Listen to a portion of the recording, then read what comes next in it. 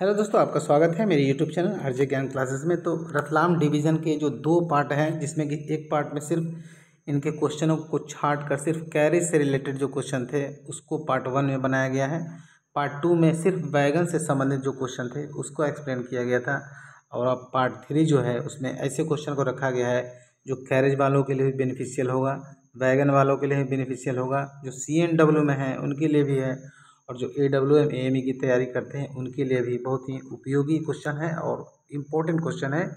तो चलिए शुरू करते हैं पार्ट 3।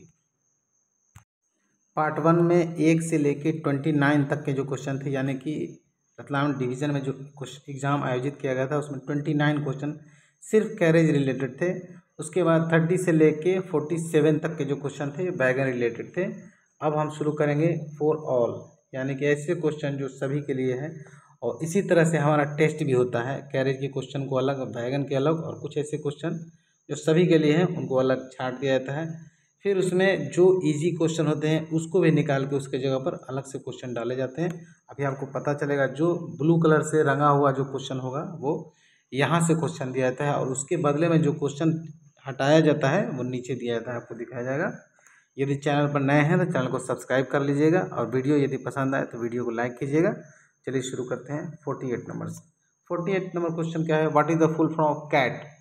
ठीक है, कैट क्या है, एक संस्था है जो रेलवे में रूल से रिलेटेड किसी तरह के विवाद उत्पन्न होते हैं तो कैट में जाकर केस किया जाता है। ठीक है, कैट का जो फुल फॉर्म है सेंट्रल एडमिनिस्ट्रेटिव ट्रिब्यूनल, इसका फुल फॉर्म है। तो 48 का हो जाएगा सी।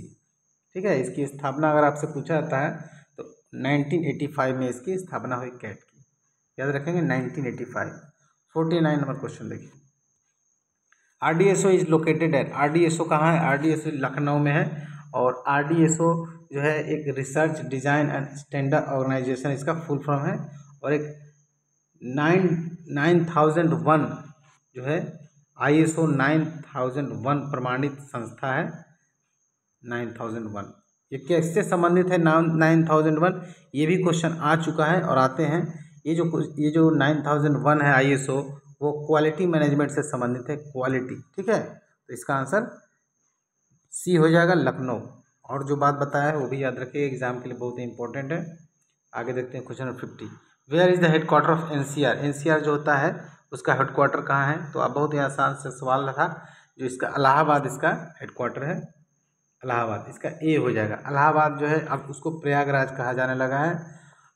NCR में कितने डिवीज़न आते हैं ये भी क्वेश्चन आता है। यदि आप NCR में हैं तो NCR में कितने डिवीज़न आते हैं, या जिस भी जोन में है उसमें कितने डिवीज़न है ये आपको याद होना चाहिए। NCR में इलाहाबाद, झांसी और आगरा 3 डिवीज़न आते हैं, तो इस बात को भी याद रखिएगा। ठीक है, क्वेश्चन नंबर 51 देखिए, ये ब्लू कलर है। ये क्वेश्चन ओरिजिनल रतलाम का नहीं है, ये बहुत ही आसान क्वेश्चन था जिसको हमने चेंज करके ये डाला है।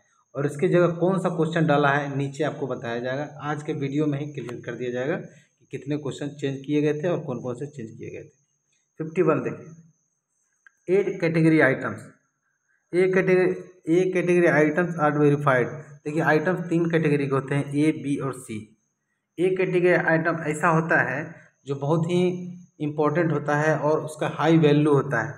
हाई वैल्यू का मतलब जितने भी स्टॉक हैं उसका 70% कॉस्ट इसमें लगता है, यानी कि महंगा होता है। लेकिन आइटम कितना होता है, जितने भी स्टॉक हैं उसका मात्र 5% ही ए कैटेगरी आइटम होता है, लेकिन खर्चा कितना होता है 70%। और ये क्वेश्चन पूछा जाता है, याद रखिएगा। ए कैटेगरी आइटम में टोटल वैल्यू 70% होता है और स्टॉक ओनली 5%। बी कैटेगरी यदि आइटम आपसे पूछता है, टोटल वैल्यू इसका 20% होता है, मतलब 20% जितना खर्चा होगा उसका 20% बी कैटेगरी आइटम में खर्च होता है। लेकिन इसका स्टॉक कितना होता है 15%। 15% स्टॉक है और 20% खर्चा हुआ तो लगभग बराबर ही हुआ। और सी कैटेगरी आइटम जो होते हैं उसका टोटल वैल्यू जो होता है 10% होता है। जितना स्टॉक में खर्च हुआ है उसका 10% सी कैटेगरी आइटम होता है, लेकिन स्टॉक उसका 80% होता है। मतलब 80% सामान के लिए जितना खर्चा का 10% ही पे करना है, यानी कि बहुत ही सस्ता चीज़ होता है। ठीक है, तो इस बात को याद रखिएगा। तीनों में 3 और 3 6 क्वेश्चन इससे आते हैं और 6 क्वेश्चन को आप याद रखेंगे। 52 नंबर देखिए, ये जो हमने PDF आपको दिया है स्टोर से रिलेटेड, उसमें इन सारे क्वेश्चनों को रखा गया है। आप उसको सिर्फ यही नहीं, इससे रिलेटेड जितने भी क्वेश्चन वहाँ मिलते हैं याद कर लेंगे। यदि किसी को नहीं मिला होगा ये PDF, तो आप यहाँ से जो रोल नंबर मिला है वो रोल नंबर और नाम लिख कर भेजेंगे, PDF आपको मिल जाएगा। PDF किसी के साथ शेयर नहीं करना है। रिजल्ट होने का सबसे बड़ा कारण PDF शेयर नहीं करना है, ठीक है, क्योंकि PDF 1 से 2, 2 से 3 बहुत लोगों को चला जाता है और आपको रिजल्ट होने में परेशानी होती है। 52 नंबर क्वेश्चन देखिए, what is the MNP related to. MNP मतलब मशीनरी एंड प्लांट होता है, ठीक है, और लिखा हुआ भी है कि किससे संबंधित है, वो आपसे पूछ रहा है। जो MNP है वो किससे संबंधित है, ये मशीनरी और प्लांट से संबंधित है। MNP के बारे में आप याद रख सकते हैं, ये जो MNP है वो डिमांड नंबर 16 में आता है। रेलवे में 16 प्रकार के डिमांड होते हैं, तो डिमांड नंबर 16 में आता है। प्लान हेड नंबर 41 आता है, ठीक है, प्लान हेड भी याद रखना है, प्लान हेड नंबर 41 में आता है। और इसका जो वेरिफिकेशन होता है वो एक बार जो होता है वेरिफिकेशन 3 साल में एक बार होता है, वंस इन 3 ईयर्स, ठीक है, 3 साल में एक बार होता है। और जो A कैटेगरी आइटम है उसका भी वेरिफिकेशन आपको याद रखना है, यानी कि उससे 9 क्वेश्चन बन जाएंगे। जो 51 नंबर क्वेश्चन था उसमें A कैटेगरी आइटम का अगर पूछेगा वेरिफिकेशन का टाइम, तो एवरी 6 मंथ पे इसका वेरिफिकेशन होता है, क्योंकि ये बहुत ही महंगा चीज़ है, कॉस्टली चीज़ है, इसलिए 6 महीने पर ही इसका वेरिफिकेशन होता है। बी टाइप का जो है, बी कैटेगरी का जो आइटम है उसके बारे में वेरिफिकेशन का पूछेगा, तो एवरी ईयर इसका वेरिफिकेशन होता है, एवरी ईयर, एवरी 1 साल में एक बार। और जो सी कैटेगरी होते हैं वो वंस इन 2 ईयर, यानी कि 2 साल में एक बार इसका वेरिफिकेशन होता है, 2 साल में एक बार। तो इन सारे क्वेश्चनों को याद रखेंगे। चलिए क्वेश्चन नंबर 54 देखिए। 54 क्या है, तो 53 का हो गया 53 का हो गया सी। चलिए 54, which standard form use for appointment of inquiry officer. Appointment of inquiry officer का अगर आपसे पूछा जाता है तो उसका होता है स्टैंडर्ड फॉर्म 7।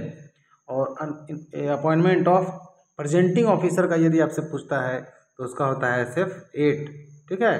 और SF 11 माइनर पेनल्टी होता है, SF 5 जो होता है मेजर पेनल्टी होता है। पेनल्टी से संबंधित जितने भी स्टैंडर्ड फॉर्म हैं वो पूरे आपके याद होने चाहिए। और हमने डिसिप्लिन अपील रूल का जो PDF दिया है उसमें सारे जो स्टैंडर्ड फॉर्म है वो लिखे हुए हैं, आप उसको ध्यान से पढ़िएगा। क्वेश्चन नंबर 55, क्योंकि कोई भी क्वेश्चन आ सकता है और एक एक दो क्वेश्चन के लिए जो है एग्ज़ाम छूट जाता है। और बहुत लोग ऐसे आते हैं, बोलते हैं सर हमसे आपसे जुड़ नहीं पाए, मेरा 2 नंबर कम था, कोई बोलता है 5 नंबर कम था, कोई 10 नंबर कम था। तो बाद में आने से क्या होगा, ठीक है, चिड़िया तो खेत चुग गई है। चलिए 55 देखते हैं, what is the full form of PNM। PNM के बारे में अगर आपसे पूछता है फुल फॉर्म तो बोलेगा परमानेंट नेगोशिएटिंग मशीनरी, जो कि ऑप्शन नंबर A में है। और PNM का जो मीटिंग कब होता है, उसके चेयरमैन कौन होते हैं। 3 लेवल पर PNM की मीटिंग हो जाती है, एक तो डिविजनल लेवल पर होता है, एक जोनल लेवल पर होता है और एक रेलवे लेवल पर होता है, जिसमें कि रेलवे के जो बोर्ड मेंबर होते हैं उसके अध्यक्ष इसका चेयरमैन होते हैं। तो सबसे पहले हम देखते हैं कि डिवीजन लेवल पर जो PNM की मीटिंग होगी, डिविजनल लेवल पर PNM की मीटिंग होगी, डिविजनल लेवल पर याद रखिएगा। डिविजनल लेवल पर जब PNM की मीटिंग होगी तो इसके जो अध्यक्ष होंगे डिविजनल लेवल पर, तो इसके जो अध्यक्ष होंगे डिविजनल लेवल पूछेगा तो चेयरमैन होंगे इसके DRM, क्योंकि डिवीजन में सबसे बड़ा DRM ही होता है। यदि वर्कशॉप है तो CWM, है ना। तो डिविजनल लेवल पर यदि PNM की बैठक होती है तो उसके जो अध्यक्ष होते हैं, चेयरमैन होते हैं, वो DRM होते हैं। अब आपको सेक्रेटरी भी पूछेगा कि उसके सेक्रेटरी कौन होते हैं। तो सेक्रेटरी जो होते हैं डिविजनल लेवल पर वो सीनियर DPO होते हैं, DPO होते हैं, SPO होते हैं, APO होते हैं, ठीक है। इनमें से कोई भी अगर प्रेजेंट है तो उसका सेक्रेटरी का काम कर सकते हैं। और अगर चेयरमैन से पूछता है, चेयरमैन पूछता है डिवीजन लेवल पर तो DRM हो सकते हैं, CWM वर्क्स हो सकते हैं या डिप्टी COS, याद रखेंगे। और इसकी मीटिंग अगर आपसे पूछता है कि जो डिवीजन लेवल पर मीटिंग होती है वो कब कब होती है, तो होता है वंस इन 2 मंथ, ठीक है, 2 महीने में एक बार इसकी मीटिंग डिविजनल लेवल पर होती है।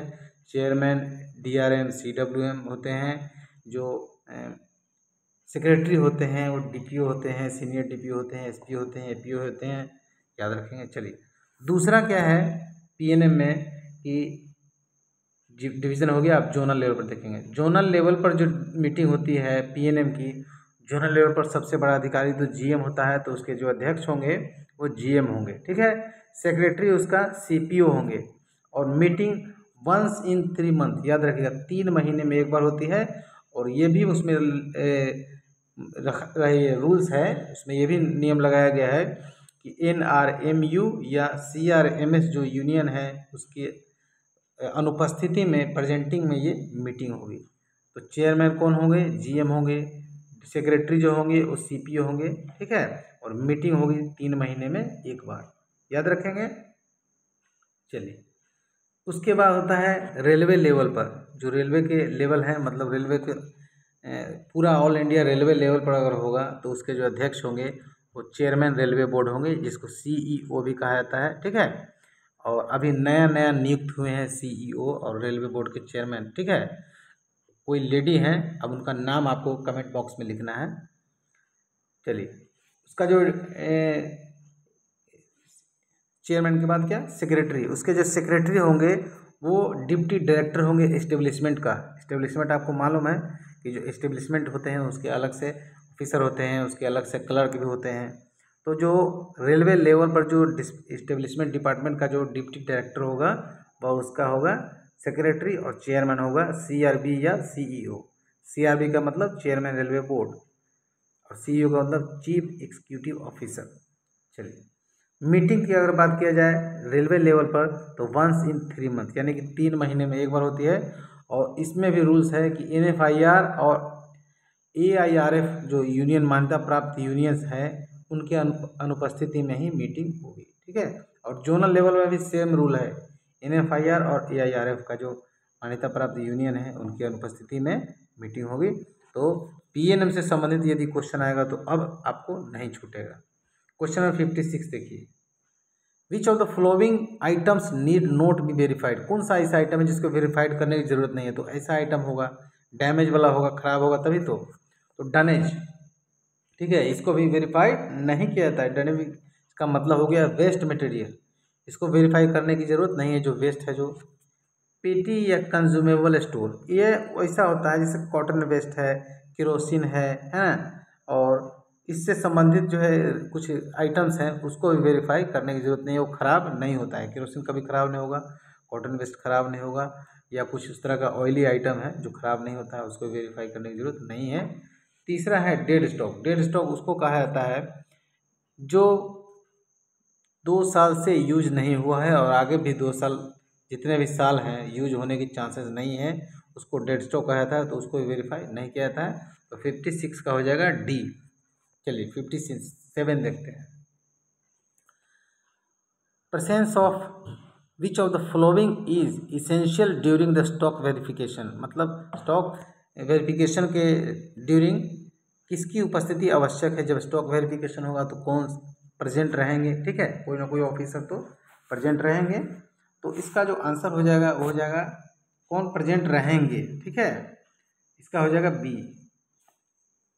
डिपो मटेरियल सुपरिटेंडेंट और समवन डिप्यूट ऑन बिहाफ, मतलब जो या तो डिपो मटेरियल के सुपरिटेंडेंट होंगे या जो डिपो मटेरियल के सुपरिटेंडेंट जिनको नियुक्त करेंगे वही इसका जो है ना वेरिफिकेशन में रहेंगे।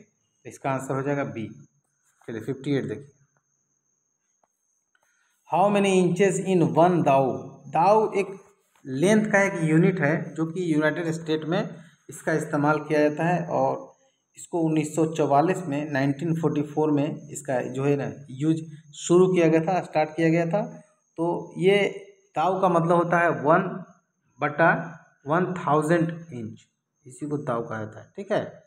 तो इसको अगर आप कैलकुलेट करेंगे तो जो उसका आंसर आएगा वही इसका आंसर होगा, ठीक है। तो 1000 का मतलब कि ये जो आएगा तो 3 अंक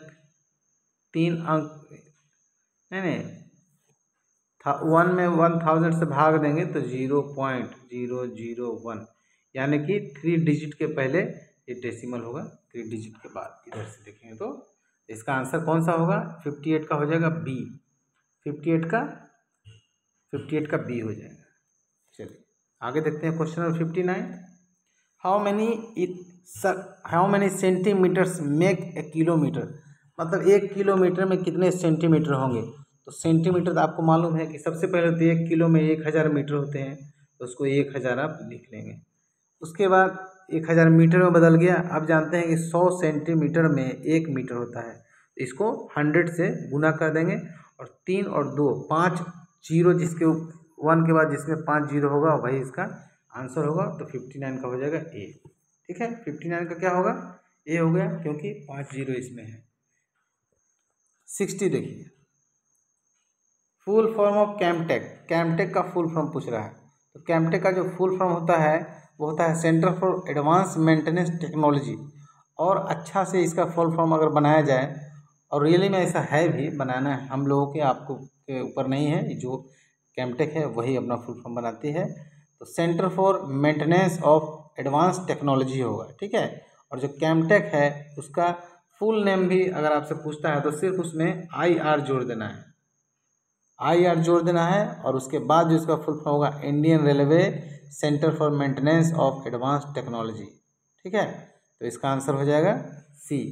60 का हो जाएगा a, centre for advance maintenance technology, इसका आंसर ए हो जाएगा 60। इसका जो तो बता दिया फुल फॉर्म, एक और नाम बता दिया इसको। 1992 से ये काम करना शुरू हुआ कैमटेक, और उसके बाद जो है रेलवे के अंडरटेकिंग में 1991 से, यानी 1991 से काम शुरू किया, और 1992 में रेलवे के अंडरटेकिंग, तो रेलवे के अंतर्गत ये आ गया। तो इतना याद रखिएगा, हो सकता है क्वेश्चन ये भी पूछ दे। 61 देखिए, in ABC analysis which item are given more attention from inventory control point of view. मतलब जो इन्वेंट्री कंट्रोल के व्यू से यदि देखते हैं तो ABC विश्लेषण में तो किस तरह के आइटम जो है ज़्यादा सेंसिटिव है, ज़्यादा कॉस्टली है, यही आपसे पूछ रहा है। तो आप जानते हैं कि ए कैटेगरी आइटम जो है ज़्यादा कॉस्टली होता है, और टोटल वैल्यू का 70% यही आइटम होता है, लेकिन मात्रा इसकी मात्र 5% होती है। मतलब 5% ही है जिसका 70% वैल्यू चुकाना है। जैसे आप इसका एग्जांपल से आप समझ सकते हैं कि आपने एक फ़ोन ख़रीदा, ठीक है, फ़ोन ख़रीदा 30,000 का, 30,000 का।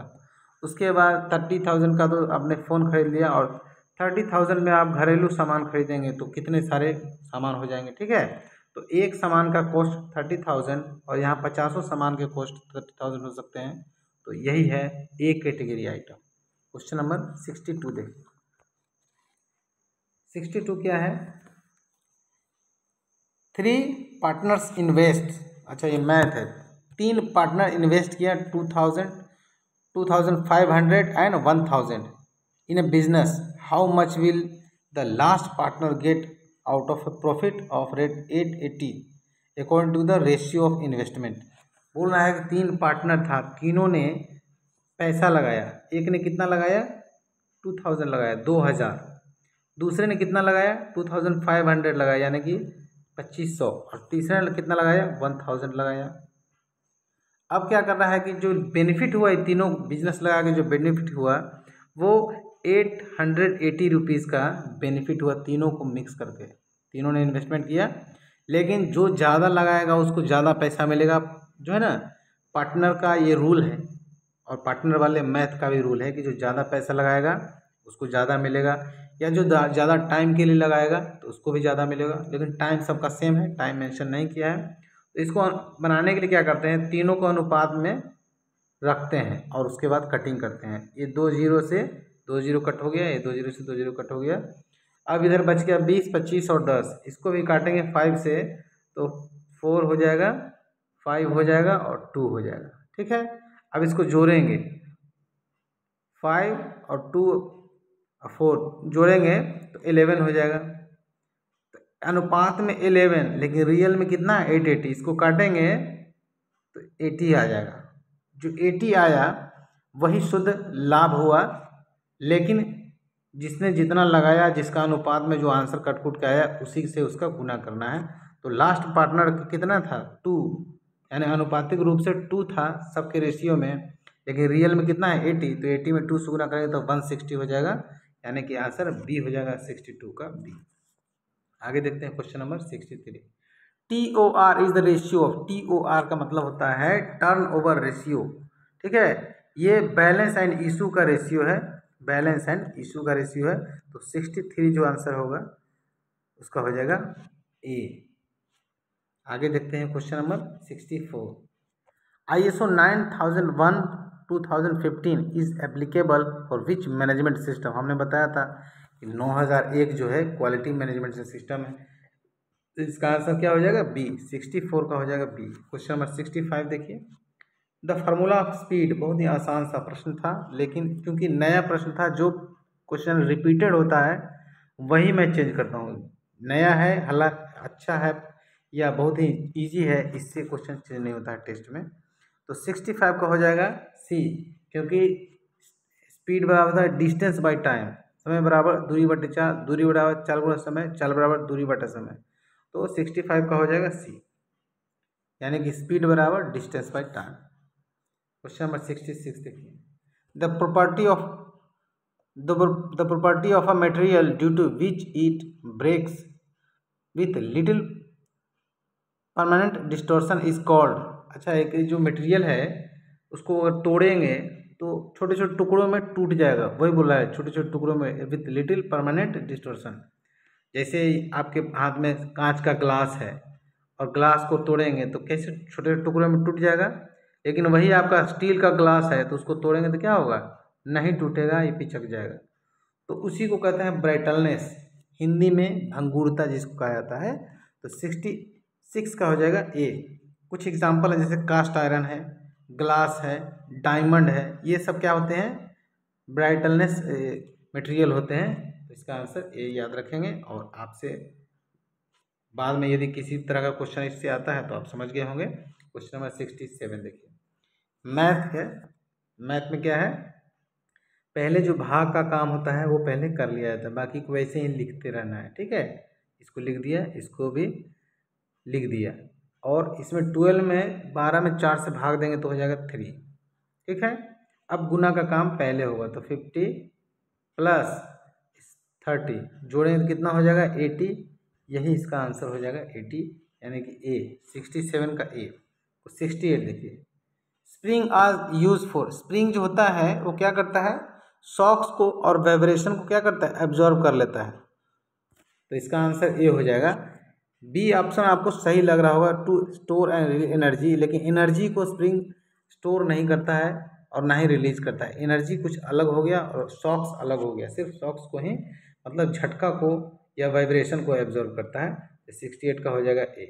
क्वेश्चन नंबर 68 का ए। आगे देखिए क्वेश्चन नंबर 69। 69 क्या है? द यूनिट केजी पर centimetre square is use for. KG पर सेंटीमीटर स्क्वायर डेंसिटी होता है घनत्व, ठीक है। किसी भी चीज़ का घनत्व अगर निकालना हो तो केजी पर सेंटीमीटर स्क्वायर होता है, तो इसका आंसर हो जाएगा बी, डेंसिटी। लेकिन यही आपको सिर्फ सेंटीमीटर क्यूब होता, केजी पर सेंटीमीटर क्यूब है तो डेंसिटी है, लेकिन सिर्फ सेंटीमीटर क्यूब होता तो वॉल्यूम होता, ठीक है, वॉल्यूम होता। सेंटीमीटर स्क्वायर होता तो क्या होता? एरिया होता, क्षेत्रफल होता। सिर्फ सेंटीमीटर होता तो लंबाई या चौड़ाई होता या ऊंचाई होता, कुछ भी होता, ठीक है। चलिए क्वेश्चन नंबर 70 देखते हैं। क्योंकि आपने किसी भी चीज़ का एरिया क्षेत्रफल निकाला होगा तो याद कीजिएगा वो स्क्वायर में होगा। बेलन का जो है ना घन का आयतन निकाले होंगे तो क्यूब में होगा। चलिए क्वेश्चन नंबर 70 देखिए। एवरेज ऑफ, सबको जोड़, एवरेज इसका निकालना है, मतलब सबको जोड़ के जितना डिजिट है उससे भाग देना है। सबको जोड़ेंगे, 4 और 2 6, 6 और 6 12 और 8 20 हो जाएगा। और कितने लोग हैं? 1 2 3 4, 4 से डिवाइड करेंगे तो 5 आ जाएगा। यही इसका आंसर हो जाएगा। बहुत ही आसान प्रश्न था। आगे देखते हैं क्वेश्चन नंबर 71। रतलाम डिवीजन के क्वेश्चन में एक खासियत आपको ये देखने को मिलेगा कि जितने भी ऑप्शन उसमें एक नन ऑफ दीज लगा दिया है। इसका मतलब है कि एक आपको बेनिफिट होगा, 3 में से ही एक चुनना है। नन ऑफ दीज तो बहुत कम आंसर रेलवे लेती है, ठीक है। तो इसका आंसर हो जाएगा अच्छा 70। Wheel lathe machine is use for machining process के लिए व्हील लेथ का इस्तेमाल किया जाता है। हार्डनिंग के लिए कुछ नहीं, क्लीनिंग के लिए नहीं किया जाता है। क्या किया जाता है? मशीनिंग प्रोसेस के लिए। तो 71 का हो जाएगा बी। 72 देखिए। Dye penetrating method is generally use to locate. जो डाई पेनिट्रेट होता है ना, वो क्या होता है कि सरफेस का जो क्रैक है वो चेक करने के लिए किया जाता है। बाकी इंटरनल क्रैक के लिए यूएसटी का इस्तेमाल करता है, अल्ट्रासोनिक टेस्ट। और जो ये दोनों टेस्ट हैं वो नॉन डिस्ट्रक्टिव होता है। नॉन डिस्ट्रक्टिव का मतलब होता है कि डिस्ट्रॉय नहीं करेंगे मटेरियल को, बिना डिस्ट्रॉय करे उसको चेक कर लेंगे। ठीक है, तो 72 का हो जाएगा बी, सरफेस डिफेक्ट्स को चेक करने के लिए किया जाता है। क्वेश्चन नंबर 73 देखिए, vernier caliper is use for which purpose. जो वर्नियर कैलिपर होता है वो मेजरमेंट के लिए इस्तेमाल किया जाता है। ठीक है, लिफ्टिंग के लिए थोड़ी किया जाता है या ट्रांसपोर्ट के लिए, मेजरमेंट के लिए किया जाता है। 73 का ए, थोड़ा सा दिमाग लगाएंगे तो ये बहुत ऐसे ही बन जाएगा बिना कुछ किए, अगर एक बार दो बार पढ़े होंगे तो। 74 देखिए, 1 हॉर्स पावर आप जानते हैं 746 वाट, एक अश्वशक्ति जो है 746 वाट के बराबर होता है, यानी 1 horsepower is equal to 746 watt. इसका आंसर सी हो जाएगा। क्वेश्चन नंबर 75 देखिए, हाफ प्लस 2/4 प्लस 3/6। ठीक है, ये भिन्न का जोड़ है, इसको करेंगे 1/2। ये तो बनाने का चीज़ नहीं है, टाइम वेस्ट करने वाला है। ठीक है, ये सब करने का नहीं, ये सब कर लीजिए आपने। इसका जो आंसर हो जाएगा 73 का वो बी हो जाएगा। क्वेश्चन नंबर 76 देखिए, CCR is related with, CCR का संबंध किससे है? CCR का संबंध किससे है? तो कैरेज कंट्रोल्ड होता है। ठीक है, CCR क्या होता है? कैरेज कंट्रोलर, कैरेज कंट्रोलर, यानी कि आंसर ए हो जाएगा। आगे देखते हैं क्वेश्चन नंबर 77 आ गया, which one is non metallic. इसमें कौन जो है ना नॉन मेटालिक मतलब मेटल नहीं है, तो कॉपर तो है, आयरन भी है, लेकिन वुड लकड़ी कोई मेटल थोड़ी होता है। इसका आंसर सी हो जाएगा। बहुत ही आसान सा प्रश्न था। क्वेश्चन नंबर 78 देखिए, what will be the simple interest of capital amount of 1000 @ 5% per annum for a period of 3 years। Simple interest निकालना है तो क्या करेंगे?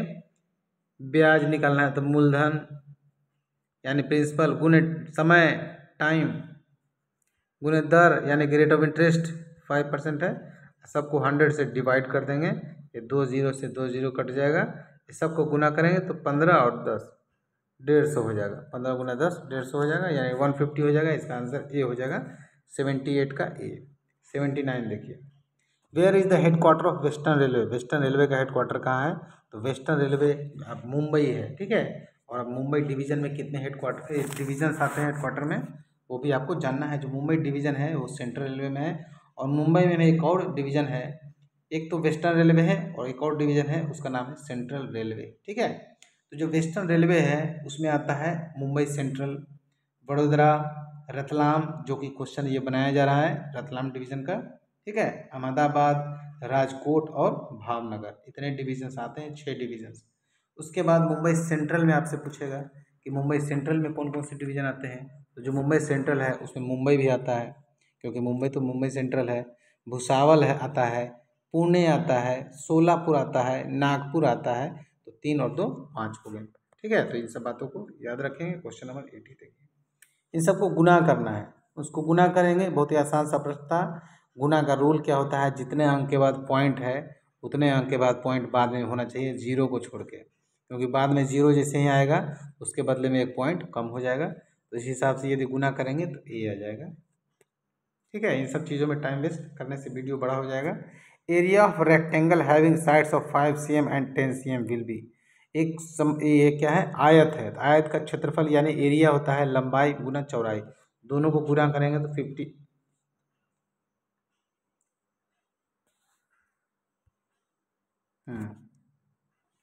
बटन गलती से टिप गया।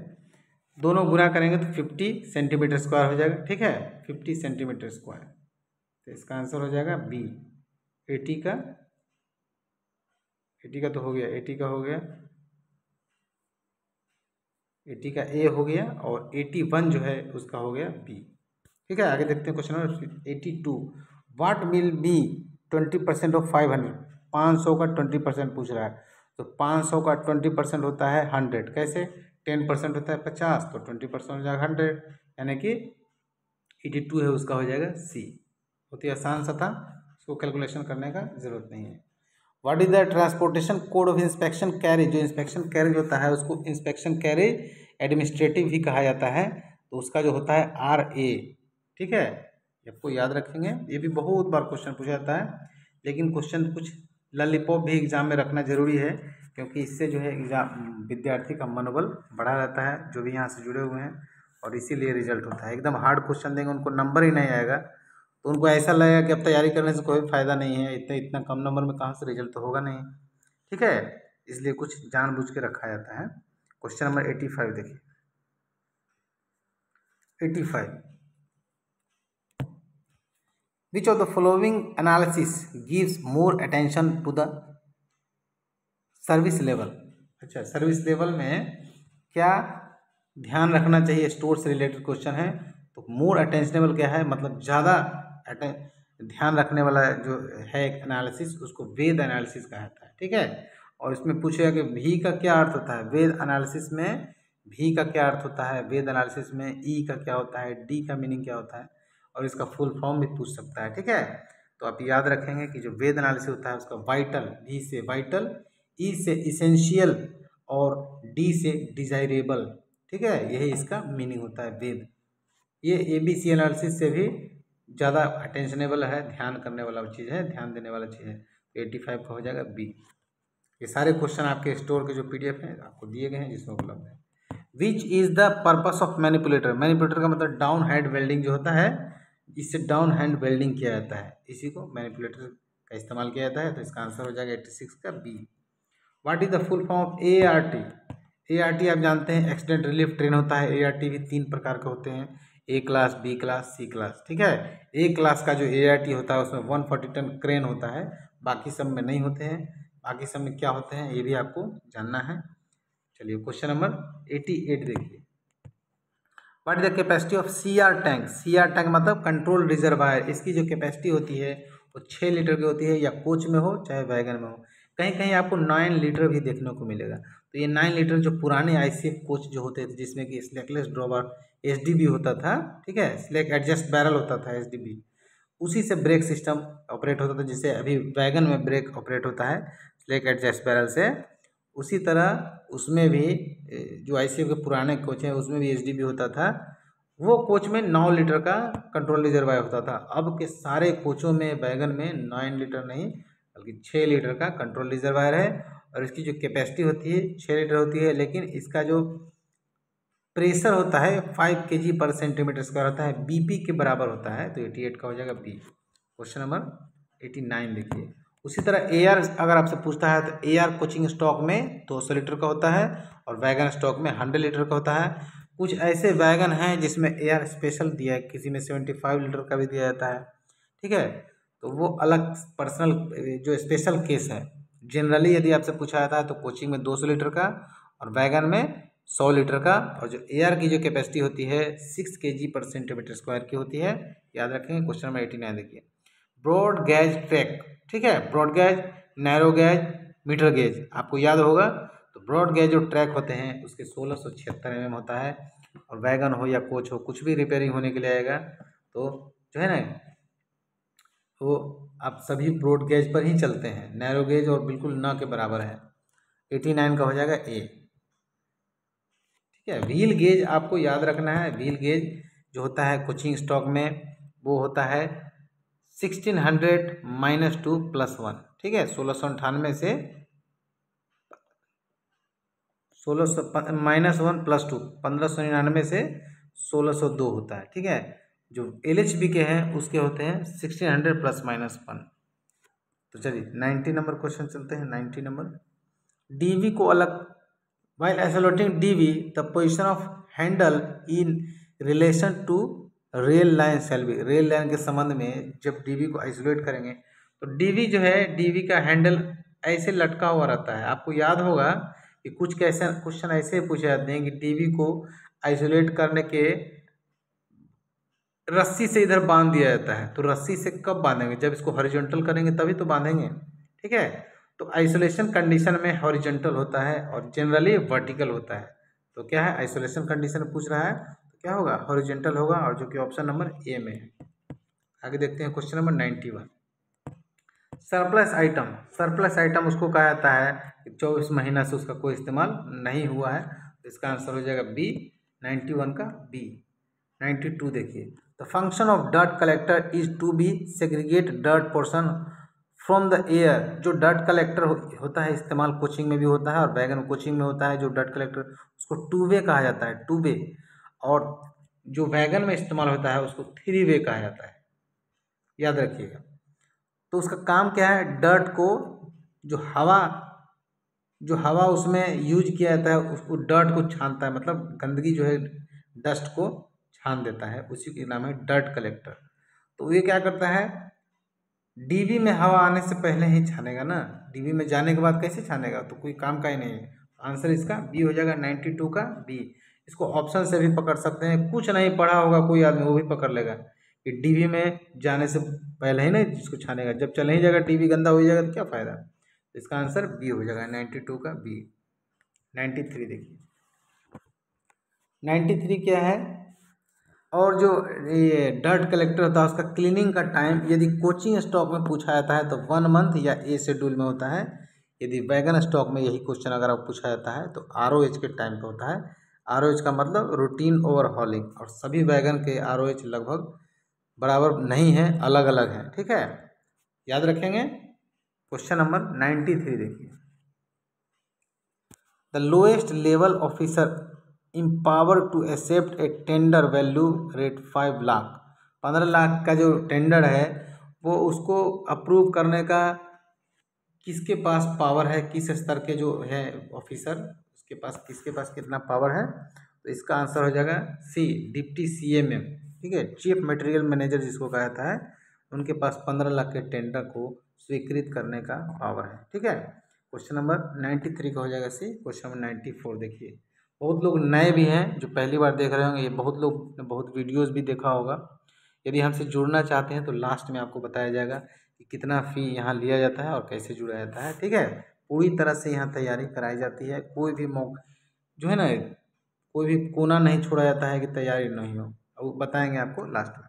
94, what is the maximum limit of leave encashment on retirement. Retirement के समय आपने सुना होगा कि छुट्टी का पैसा मिलता है, तो वो 300 जो डेज LAP आप सेव करेंगे उसी का पैसा आपको लास्ट में रिटायरमेंट के टाइम मिलेगा, और जिस समय रिटायरमेंट होगा उस समय जो आपके बेसिक होंगे उसके हिसाब से पैसा मिलेगा, और DA बेसिक DA ये सब जो होंगे उसी हिसाब से पैसा मिलेगा। इसलिए छुट्टी जो है उसको सेव कीजिए, रिटायरमेंट के टाइम में काम आएगा।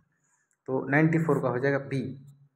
क्वेश्चन नंबर 95 देखिए, a female railway shall be entitle to maternity leave for, जो महिला रेल कर्मचारी होते हैं उनको मैटरनिटी लीव मिलता है, 180 डेज का मिलता है, 180 दिन यानी 6 महीने प्रेगनेंसी कंफर्म होने के बाद डॉक्टर का सर्टिफिकेट दिखा के, ठीक है, डॉक्टर का जो प्रिस्क्रिप्शन होता है उसके आधार पर ये छुट्टी मिल जाती है, और 6 महीने कभी भी ले सकते हैं प्रेगनेंसी कंफर्म होने के बाद से, ठीक है।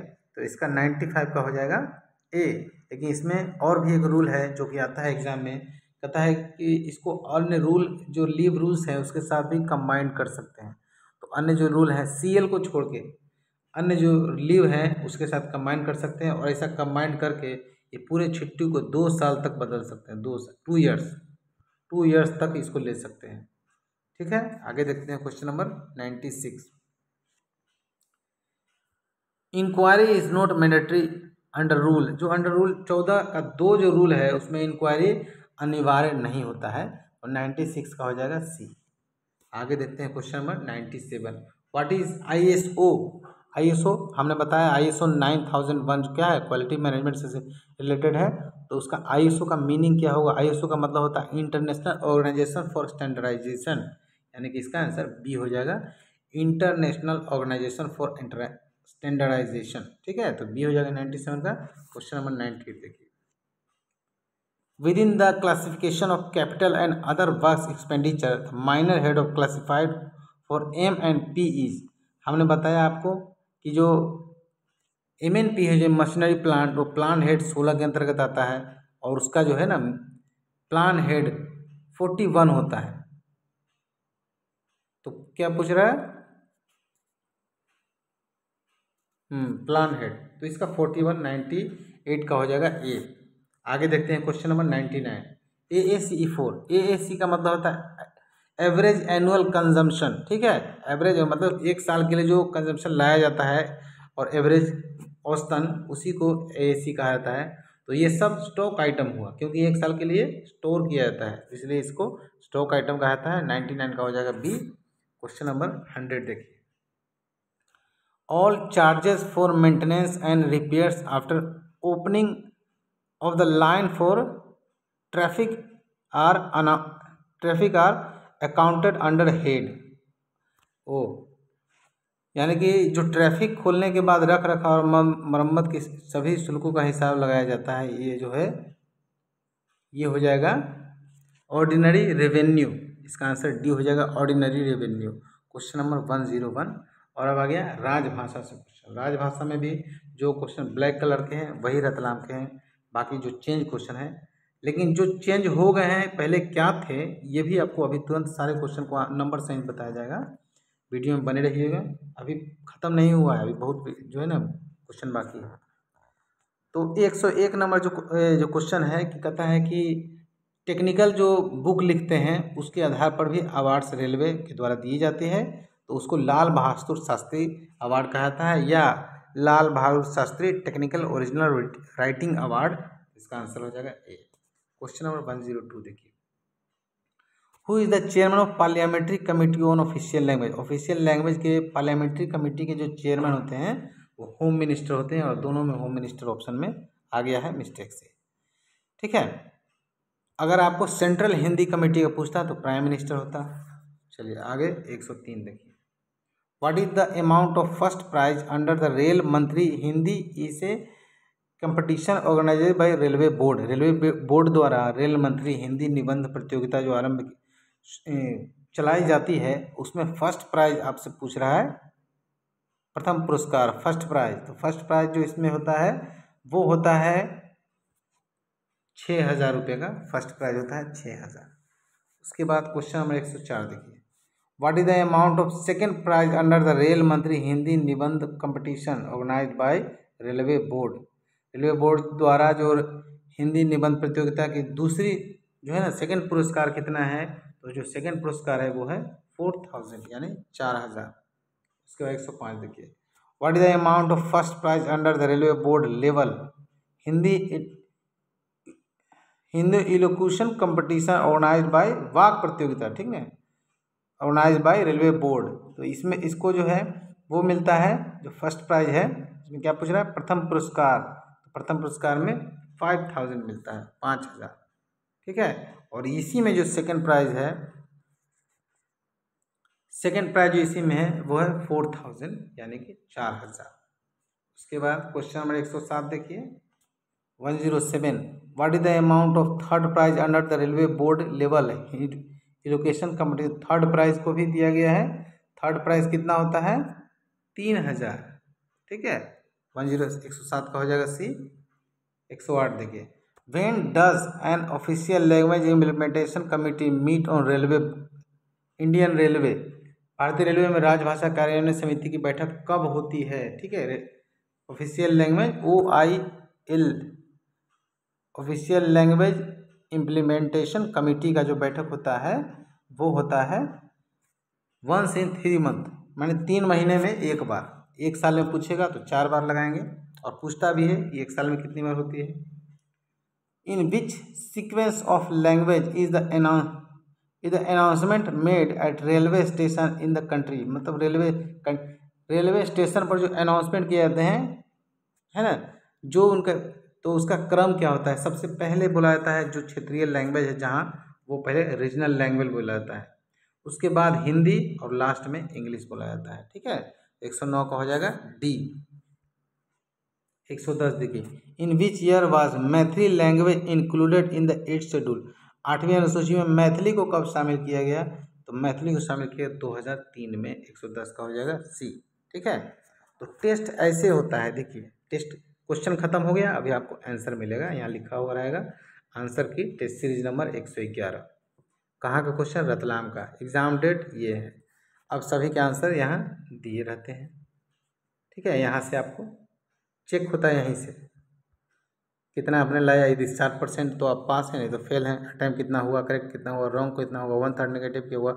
अब 10 मार्क्स जो शुद्ध काट कूट के कितना हुआ, और लास्ट में यहाँ लिखना है फेल या पास।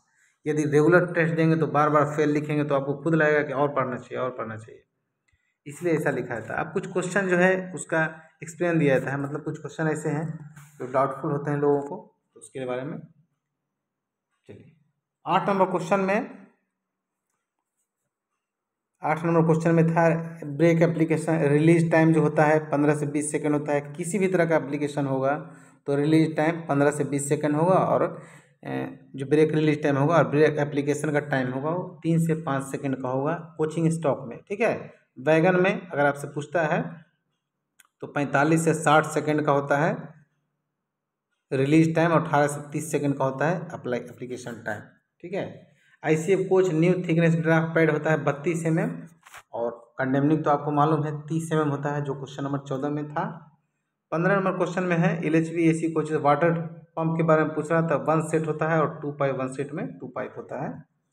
उसके बाद क्वेश्चन नंबर जो 23 था उसमें CBC का 2 CBC जो है ना मैक्सिमम और मिनिमम के बीच जो होता है ना वो पूछ रहा था, तो मैक्सिमम में से मिनिमम घटा देंगे तो 75 mm होगा, वही इसका आंसर होता है। ICF में पूछ रहा था व्हील गेज, तो 1599 से 1602 होता है, यानी कि 1500 -1 + 2, और LHV में 1500 ± 1, यानी 1599 से 1601 ये व्हील गेज है। आगे question number 25 in LHV same axle load of AC and non AC coaches, मतलब AC और नॉन AC के जो कोच होते हैं LHV में उसका एक्सल लोड सेम ही होता है। ऐसा नहीं कि 13 टन का LHV का नॉन AC कोच होता है, वो आपको बताया गया। उसके बाद जो 26 नंबर कोच था उसमें शेड्यूल पूछ रहा था, तो आपको यहाँ लिख के दे दिए गए हैं। D1 जो होता है एवरी ट्रिप या वीकली होता है। D2 30 डेज ±3 डेज पर होता है। D3 180 डेज ±15 डेज पर होता है। SS1 18 महीना, SS2 36 मंथ, और SS3 72 मंथ। एक्सप्लेन में आपको दे दिया गया, आपको एक ही जगह मिल गया, याद होगा। ODC एक क्लास जो होता है डे नाइट में होता है। B क्लास जो होता है डे नाइट में होता है, और C क्लास डे लाइट में होता है, यानी दिन में होता है, यानी कि A और B जो है डे नाइट में और C डे में। उसके बाद बॉक्सर वैगन का स्टैंडर्ड बिल्ड है 1000 में होता है। कंडेमनिंग कितना होता है? बॉक्स वैगन है, बॉक्सर नहीं है। बॉक्स वैगन 860 में होता है कंडेमनिंग। BBG वैगन के बारे में क्वेश्चन था। एक्सल लोड इसका 16.3 टन होता है, और न्यू व्हील डाया जो होता है 1090 होता है। कंडेमनिंग तो आपको क्वेश्चन में मिल गया है। उसके बाद जो बॉक्सन वैगन है उसके अपडेटेड उसका टेयर वेट 23.2 है। उसके बाद 44 नंबर क्वेश्चन था BPC का। जो ऑर्डिनरी BPC होते हैं उसके जो ब्रेक BPC का सर्टिफिकेट होता है वाइट कलर होता है, लेकिन premium end to end rake का BPC होगा तो उसका ग्रीन कलर होगा। ठीक है, 62 नंबर क्वेश्चन में जो एवरेज हमने निकाला 160 जिसका आंसर है वही लिखा हुआ है, और एक TOR नया वर्ड आया था जिसका टर्न ओवर रेशियो होता है, वो हमने आपको बताया भी, वही लिखा हुआ है। चलिए चेंज क्वेश्चन, बहुत लोगों को उत्सुकता है कि चेंज कैसे होता है क्वेश्चन। देखिए 1 नंबर जो क्वेश्चन था उसमें कह रहा था कि when brake indicator shows red the brake will be. ये बहुत ही आसान सा प्रश्न था कि ब्रेक जब अप्लाई करते हैं तो रेड हो जाता है, इसलिए हमने इसको चेंज कर दिया गया। और 1 नंबर पर दूसरा क्वेश्चन जो डाला गया था ब्लू कलर से वो इसी क्वेश्चन के बदले में डाला गया था। ठीक है, तीसरा नंबर भी क्वेश्चन चेंज हुआ है। How many brake cylinder are use in LHV coach. आप सब जानते हैं कि LHV कोच में जितने चक्के होते हैं उतना ही ब्रेक सिलेंडर होता है, तो 8 चक्के 8 ब्रेक सिलेंडर। बहुत बार ये क्वेश्चन आ चुका है, इसलिए इसको चेंज किया गया, और जो ब्लू कलर से 3 नंबर में क्वेश्चन है वो इसी की जगह पर दिया गया है। 5वां क्वेश्चन भी चेंज किया गया। PSD का फुल फॉर्म पूछ रहा है, तो ये बहुत बार पूछा गया है। Passenger emergency alarm signalling device होता है, इसलिए इसको चेंज किया गया।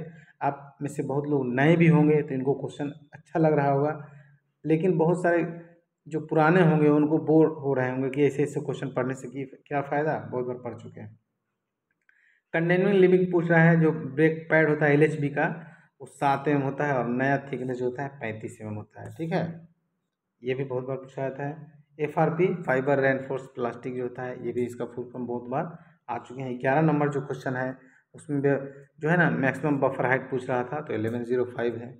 आप खुद ही बताइए कि ये क्वेश्चन चेंज करना चाहिए कि नहीं चाहिए, क्योंकि टेस्ट जो होता है वो फ़ी लेके दिया जाता है, और फ़ी तो बाद की चीज़ है, तैयारी सबसे बड़ी बात है। इसके जगह जो नए क्वेश्चन मिले उसमें आपको बहुत बेनिफिट हुआ, और ये तो वैसे भी आपको लास्ट में मिल ही गया।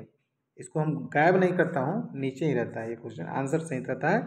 That is not a part of test, ये टेस्ट का अंग नहीं होता है, मतलब टेस्ट से कोई लेना देना नहीं है। आप इसको एक बार देख जरूर लीजिए, क्योंकि ये रिपीटेड क्वेश्चन है।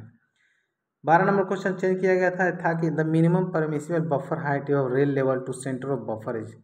जो रेल लेवल से सेंटर ऑफ बफर का जो मिनिमम होता है 1030 होता है। LHP का बिल्ड है 915 mm नया में होता है, ठीक है।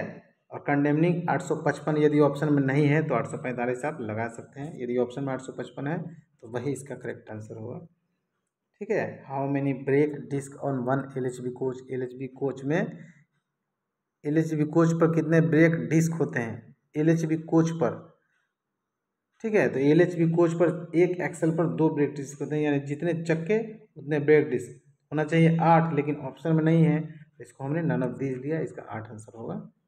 ये भी बहुत आसान सा था। Colour of feed pipe, feed pipe का कोई सभी जानते हैं कि जो ब्रेक पाइप होते हैं उसके ग्रीन होते हैं और जो फीड पाइप होता है उसका वाइट होता है। तो ब्रेक पाइप का पूछ रहा था, ग्रीन इसका आंसर हुआ। उसके बाद देखिए कैसनप बोगी में पूछ रहा है, question number 22 W new wheel diameter 1000। जो बॉक्सन वैगन में इस्तेमाल होने वाले जितने भी कैसनप के वेरिएंट हैं सब के होते हैं न्यू में 1000, और जो कंडेमनिंग होता है वो 906 mm होता है। उसके बाद modern rail coach factory is located है रायबरेली में, जो मॉडर्न रेल कोच फैक्ट्री है MCF, उसके बारे में पूछ रहा था कहाँ है, तो क्या है रायबरेली में। ये भी क्वेश्चन बहुत बार आ चुका है। Which standard form use for imposing minor penalty, minor penalty के लिए SF11 आता है, अब कोई बार बार पूछा जाता है, ठीक है। और स्टैंडर्ड फॉर्म 5 जो होता है वो होता है मेजर पेनल्टी के लिए, और आपको अपॉइंटमेंट ऑफ इंक्वायरी ऑफिसर, इसी में एक क्वेश्चन आया था याद रखिएगा 7 है, और 8 नंबर जो है वो अपॉइंटमेंट ऑफ प्रेजेंटिंग ऑफिसर, याद रखेंगे। क्वेश्चन नंबर 56 देखिए, which colour indicate feed pipe, feed pipe का कलर पूछ रहा है तो क्या होगा, वाइट होगा, इसको डार्क करना भूल गए, ठीक है, वाइट इसका होगा। क्वेश्चन नंबर 57 देखिए, PL number is generated by the following number of digit, PL number 8 अंकों का होता है, जो हमसे जुड़े हुए हैं वो 8 अंक का अलग अलग मीनिंग बता देंगे और चेक डिजिट भी निकाल लेंगे, ठीक है। आगे देखते हैं question number 61, paternity leave is additional to male employee for, जो पैटर्निटी लीव जो होता है ये तो सभी जानते हैं कि 15 दिन का होता है और 2 बच्चों तक आप ले सकते हैं। यदि पहला बच्चा जुड़वा हो जाता है तो एक ही बार ले सकते हैं, लेकिन पहला सिंगल है और दोबारा जुड़वा भी हुआ तो भी 2 बार ले सकते हैं। आगे देखते हैं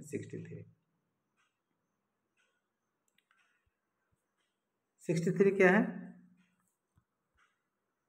विच standard form use for major penalty, तो स्टैंडर्ड फॉर्म 5 होता है, सभी मालूम है। क्वेश्चन नंबर 85 देखिए, what defect is detecting UST में क्या होता है इंटरनल क्रैक, ये 85 नंबर क्वेश्चन का जो है वो ओरिजिनल यही है, इसकी जगह जो ब्लू कलर में रखा हुआ है 85 क्वेश्चन वो चेंज किया हुआ है। जितने भी क्वेश्चन के नंबर हैं वो सारे वहाँ से गायब हैं और सब यहाँ आ गए। 91 देखिए, फुल फॉर्म ऑफ BP का फुल होता है break pipe, full form of PTO ये भी पूछा 93 नंबर में, ये सब क्वेश्चन देने का है। देखिए प्रिविलेज टिकट ऑर्डर होता है इसका। 100 देखिए, how many LAP are added in account of employee 1 year, एक साल में कितने LAP मिलते हैं, बहुत आसान सा था 30। ये सब टेस्ट में डालेंगे तो टाइम वेस्ट होगा, क्योंकि टेस्ट में तो क्वेश्चन लिमिट होता है 110 ही होता है। According to the rule of official language Maharashtra come under which region, Maharashtra जो है B रीजन में, गुजरात महाराष्ट्र दोनों B रीजन में आता है। 104 देखिए, when is national Hindi day celebrated 14 सितंबर, ये तो हर एग्जाम में ये क्वेश्चन एकदम परमानेंट रहेगा, 100% रहेगा, ठीक है। आगे देखते हैं question number 15, according to the rules of official language Chhattisgarh come under which region, Chhattisgarh किस में आता है, ए में आता है। दिल्ली, बिहार, उत्तर प्रदेश, छत्तीसगढ़, हिमाचल प्रदेश, ठीक है, ये सब हिंदी ए रीजन में आते हैं। अंडमान निकोबार भी ए रीजन में आता है। 106 देखिए, अरुणाचल प्रदेश जो है उसकी राजभाषा इंग्लिश है और ये ए रीजन में नहीं आता है। 106 देखिए, what is the total number of members in Hindi parliamentary official language committee, total होते हैं 30, ठीक है, जो कि ऑप्शन में नहीं है 30 होते हैं इसलिए इसको डी लिया गया है। जो लोकसभा से होते हैं 20, राज्यसभा से होते हैं 10, ठीक है, याद रखें। क्वेश्चन नंबर 107 देखिए, the language not included in 8th schedule of the constitution is, 8वीं सूची में कौन सी भाषा नहीं है, ठीक है, संस्कृत है, बोडो है, भोजपुरी नहीं है, इसको जोड़ने की बात चल रही है। भोजपुरी बहुत ही वाइड लैंग्वेज हो गया है, बहुत लोग बोल रहे हैं और बहुत मात्रा में लोग बोल रहे हैं, इसको भी 8वीं अनुसूची में ऐड किया जाना चाहिए, ठीक है, क्योंकि बहुत लोगों की ये भाषा हो गई है भोजपुरी और बहुत ही अच्छा लैंग्वेज है, मीठा लैंग्वेज।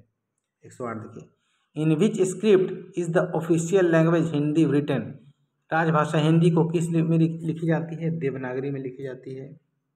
ठीक है, ये तो आपने 5वीं क्लास में पढ़ा होगा। हाउ मेनी लैंग्वेज, ठीक है, have been included in 8th schedule of the Indian constitution. संविधान की जो 8वीं अनुसूची है उसमें 22 भाषाओं को रखा गया है, 22। ये भी क्वेश्चन चेंज है। ठीक है, इसलिए राजभाषा के ज़्यादातर क्वेश्चन चेंज है, इसलिए राजभाषा में अधिकतर क्वेश्चन आपको ब्लू कलर मिलेंगे, जो कि मैंने रखा है। Who is the present of central Hindi committee of official language in India. Bharat सरकार केंद्रीय हिंदी समिति के अध्यक्ष कौन होते हैं? प्राइम मिनिस्टर होते हैं। तो 110 क्वेश्चन कंप्लीट हो गया। अब कुछ भी नहीं है। अब आपको नए लोग हैं, यदि हमसे जुड़ना चाहते हैं तो सबसे पहले मेरा व्हाट्सअप नंबर आप लिख लेंगे 8121390916। ठीक है, 8121390916। उसके बाद यदि आपका डिपार्टमेंट मैकेनिकल होगा, मैकेनिकल में कैरेज होगा या वैगन वर्कशॉप होगा या CNW में होंगे, ठीक है, उसी के अकॉर्डिंग आपको मटेरियल मिलेगा। लगभग जितने भी एग्ज़ाम में आपसे क्वेश्चन पूछे जाते हैं, जितने भी टॉपिक से आते हैं, उस सारे टॉपिक्स का मटेरियल मिलेगा। 50 लगभग टॉपिक हर किसी को दिया जाता है, लेकिन अकॉर्डिंग टू योर सिलेबस। ठीक है, आपके सिलेबस में यदि कोचिंग स्टॉक नहीं है, वैगन में है, तो आप कोचिंग स्टॉक नहीं ले सकते हैं, क्योंकि आपकी ज़रूरत की नहीं है। यदि आप वैगन कोचिंग कैरेज वर्कशॉप में है तो आपको वैगन का कोई आवश्यकता नहीं है। तो उस हिसाब से टॉपिक्स कम ज़्यादा हो जाते हैं। तो पूरे इतना आप याद रखें कि आपके एग्ज़ाम में जितने भी क्वेश्चन जहाँ जहाँ से टॉपिक्स आएंगे वो सारे टॉपिक्स आपको उपलब्ध हो जाएंगे, पहला। दूसरा है कि 10 सेट जो प्रीवियस पेपर है वो आपको दिया जाएगा। इससे आपको पता चलेगा कि कहाँ कहाँ से क्वेश्चन आते हैं और कैसे कैसे क्वेश्चन आते हैं।